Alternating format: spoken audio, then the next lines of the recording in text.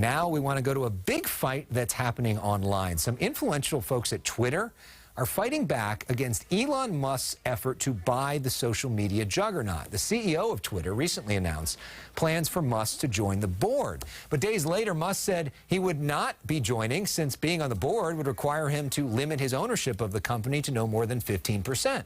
The company adopted what's known as a quote-unquote poison pill, which is typically used to prevent a hostile takeover of a company. In this instance, it means the company's existing shareholders will have to buy additional shares at a discount, which would dilute Musk's ownership stake. Let's talk about all that, what it means for Twitter, and really what it means for all of us. We're with Darwyn Metzger. He is the CEO of a tech company called Phantom. He's also one of my best friends and the guy I turn to for social media advice. So, Darwyn, good to have you with us tonight. So, in real basic terms, for those of us that aren't as smart as you, what is going on between Elon Musk and Twitter? Alex, a lot is going on. So, Musk comes in, he buys 9% of the company. I think he spends a few hours with the board, realizes he cannot make the change he wants to make, which is very simple from my point of view.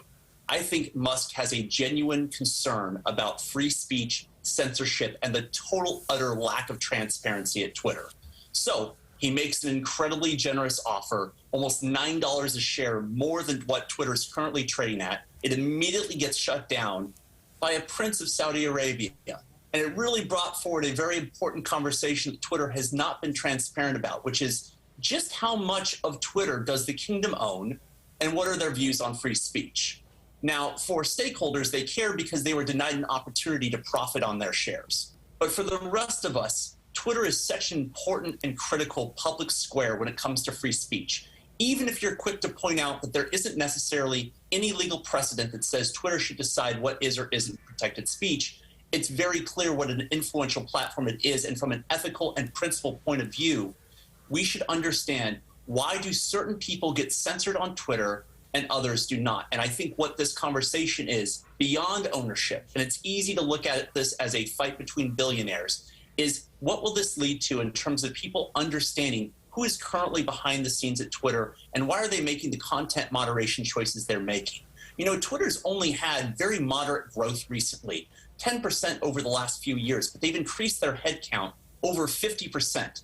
We don't know exactly which roles they've hired for, but I have to believe many of those roles have been dedicated to censorship and moderation, which in many ways is very good for a platform that has a massive user base, some of which are frankly abusive people, and they need to be checked. If people are being threatening violence or those sort of acts, there does need to be a level of moderation. But we still don't know exactly why they moderate, who they moderate. And I think that's the bigger question that Musk has brought forward. Yeah, and we know for years a lot of conservatives have complained that their perspectives are essentially deleted off of the platform. Obviously, President Trump was taken off of Twitter. There's other people that say, look, there's a lot of disinformation, there's dangerous speech, and some of that should be moderated. For folks that aren't on Twitter, that don't, follow the back and street of Wall Street with poison pills, that think that this sounds like an episode of Succession, why should they care about this? Why does this story matter to their lives? So much to unpack. When it comes to the suspensions and banning of President Trump, or there's several conservative members of Congress, I think people understand, but there's no sense of, here's where the line is, and we're going to treat everyone equally. Why is Trump banned, but the Kremlin is not? The Chinese Communist Party is not? Why are certain organizations allowed to have much more leeway than others? And I do agree, as somebody who I find myself to be mostly slightly left of center in full honesty and disclosure, I have observed many conservative accounts not necessarily being flat out blocked or banned, but in sometimes a worse scenario, which is being shadow banned, meaning that you are being throttled from your own followers seeing your content. It's a really, really sneaky way to try to derail certain people that might be growing without doing it in a way that they can explicitly understand or take measures to sort of, get around.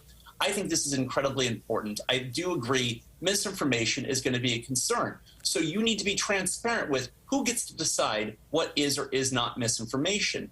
And when you have a platform that operates as a black box where we do not quite understand why they ban what they ban or why they shadow ban what they ban, there's no way for us to have a in good faith conversation about it. And this might also be a precedent that could go to other places like Facebook and Instagram and Google and other places that are obviously an important part of the public square these days. Bottom line is, we don't know how this is going to end.